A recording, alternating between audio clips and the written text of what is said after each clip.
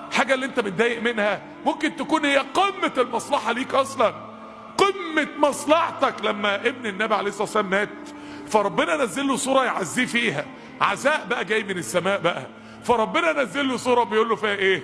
بيقول له لا تحزن يا محمد على موت ابنك عبد الله او القاسم، اخر ولد للنبي عليه الصلاة والسلام في مكة مات.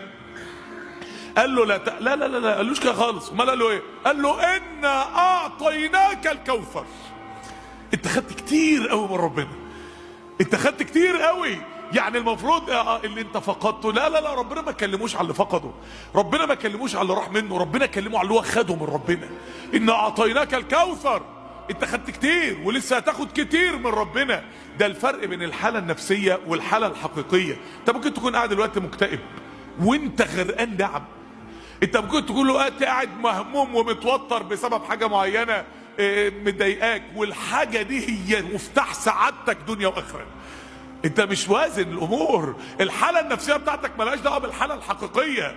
فممكن الحالة النفسية انت زعلان، والحالة الحقيقية ان اعطيناك الكوثر، والحالة الحقيقية انت فتح مبين من الله سبحانه وتعالى. سيدنا يوسف في السجن بيقول للساجنين ذلك من فضل الله علينا. فضل مين يا عم؟ ده انت اتظلمت من القريب والغريب واترميت في الجب وتحاول يقتلك واتهمت في شرفك وداخل السجن في قضية شرف مفترى عليك فيها وعايش في سجن وانت يعني فضل فين الفضل؟ هو شايف ربنا اداله ايه؟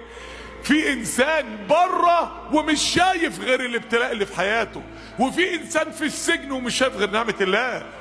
الحالة الحقيقية غير الحالة النفسية. يعني من الاخر انت عايش في وهم، من الاخر انت اكتئابك وتوترك وقلقك وحزنك ده وهم، لان الحالة الحقيقية ان ربنا معاك وبيرتب لك امورك وبيدبر لك امرك، وربنا يريد انك تقف على بابه ليعطيك ويعطيك ويعطيك اكثر سبحانه وتعالى.